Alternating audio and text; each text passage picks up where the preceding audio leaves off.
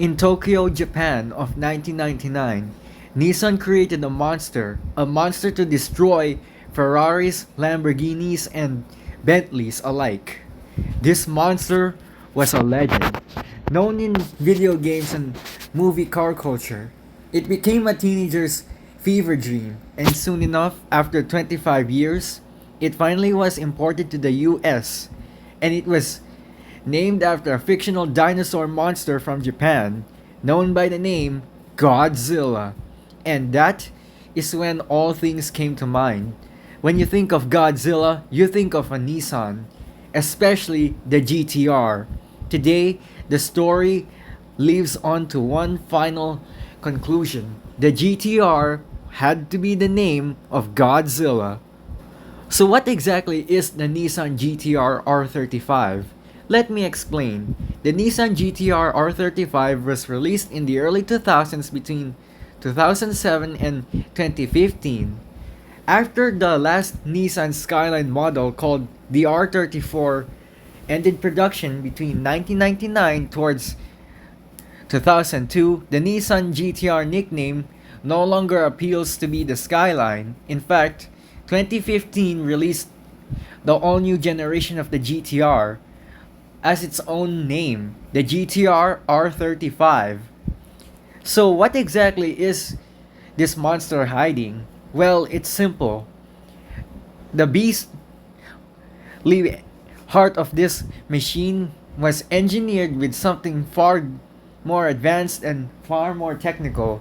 The VR38 DETT twin turbocharged V6, a massive V6 power plant known for releasing 294 horsepower. Why? Because everyone still knows what it was. In the original timeline of the 80s and 90s, the Nissan GTR was dominating street racing, car culture, car media, video games, and racing culture. And it soon got the prominent name of all time, Godzilla. The only mind-boggling thing about what car owners love about the GTR is that no one really ever questions why it was called GTR. But in some car beginners in mind, they always thought of one thing. Why would the Nissan GTR be named Godzilla? Well, it's because of this one specific reason.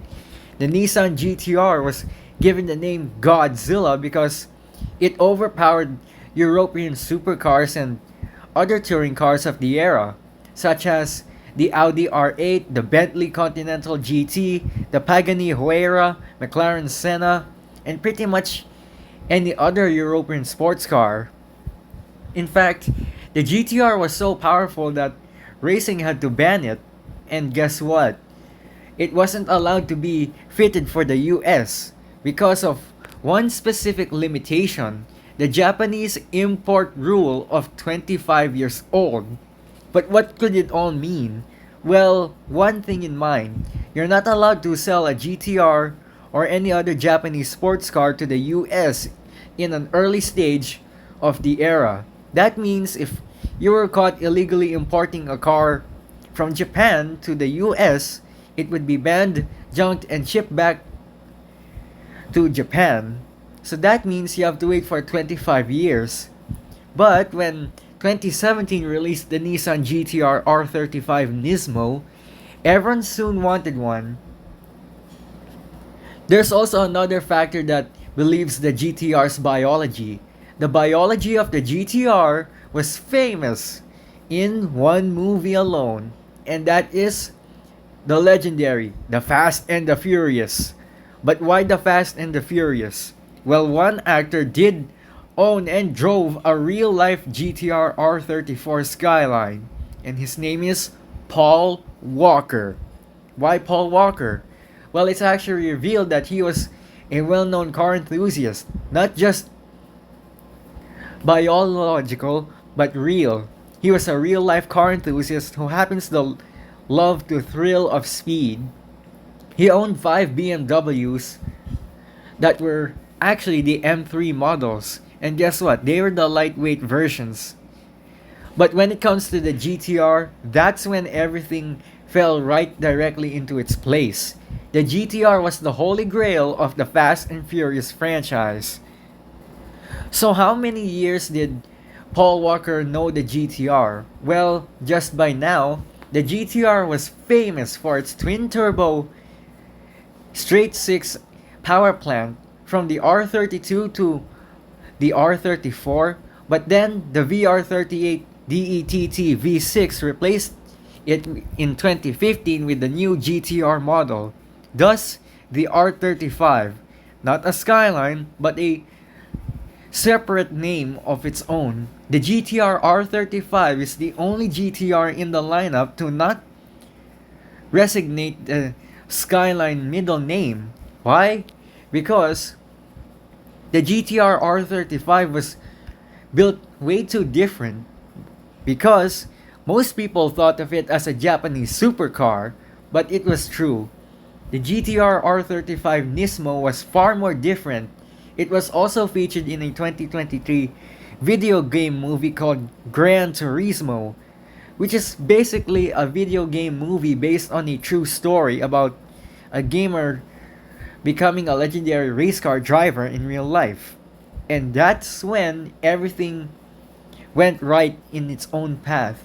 The GTR wasn't just fast, it was proof that Japanese domesticated marketing vehicles were just faster, more improved, more advanced, and far more engineered than most cars of the era.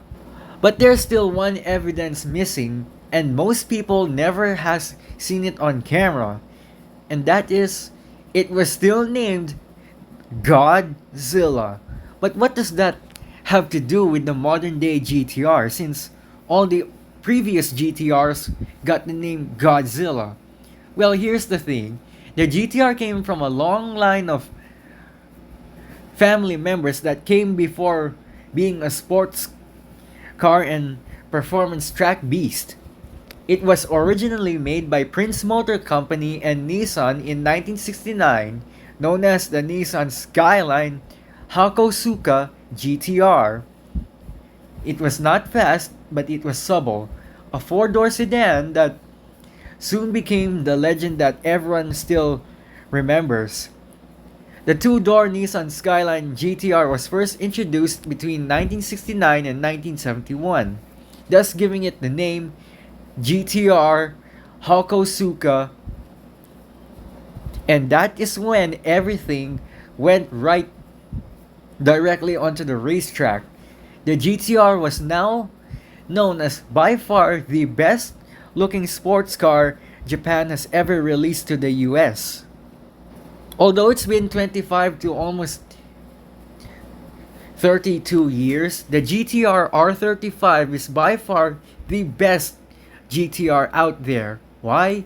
Because although it may not be the R32, the R33, or R34, it's still the GTR. That legendary stance that you see on your screen, that was something you could imagine. In fact, every 90s kid who grew up in the early 2000s, since they were born in the 1990s, they wanted a GTR, but they couldn't get it in the US if it was imported for 25 years. And when that time came, everything was directly coming together. The GTR didn't become a sports car phenomenon. It became the role model of Hollywood action series such as the Fast and Furious, the video games Gran Turismo and Forza Horizon. This GTR didn't just bring a cultural impact, it became the cult icon of how a car enthusiast would dream of owning a true sports car of the era before everything was swept away during the oil crisis. So, why did 2026 stop producing the Nissan GTR R35? Well, here's the thing. The story of the GTR R35 fell into the environmental crisis, which then leads to oil consumption because no one really wanted a car that would consume too much fuel. And by the time that happened, all good cars went away. The Supra went away in 2002. The Mitsubishi Eclipse went away from 1999, and there goes the Mitsubishi Lancer Evo in 2017. What people do not understand about the Nissan Skyline is that the Nissan Skyline may be the old GTR that everyone appreciates, but for mundane enthusiasts who happen to live in the modern day society, they chose something better, something that could advance faster, something that can accelerate faster, something that can race along modern day culture without breaking sweat. And they chose this, the legendary Nissan GTR R35 Nismo. So what is Nismo? Quick short explanation. Nismo is the short term for Nissan Motorsports, which is kind of like BMW's M Division and Mercedes-Benz with AMG. But when it comes to the R35 was the best of the best. While many people just focus on global economy, the GTR did something far different. It didn't want to give up. It doesn't want to leave the track forever. But in the end, everyone had a win. The GTR wins not because it was fast, not because it overtook everyone. It dominated an era where the presence of power became its ruling phenomenon. The story of the GTR R35 did not end for most enthusiasts who find it too young to give up on, and that's when everything fell right directly into the heart. The GTR R35 was the global heart that still beats to this day. While most people were chasing global economy, the GTR was chasing a different dream, one where dreams never died, dreams that never felt out of place, a dream that always chases passion, glory, and dominance. And the GTR R35 just did that. It wasn't chasing subtlety, it wasn't chasing global economy, it wasn't chasing global class, it was chasing a passion for cars. Paul Walker found his happy place with the GTR, and the GTR found him, not because they knew who was playing who.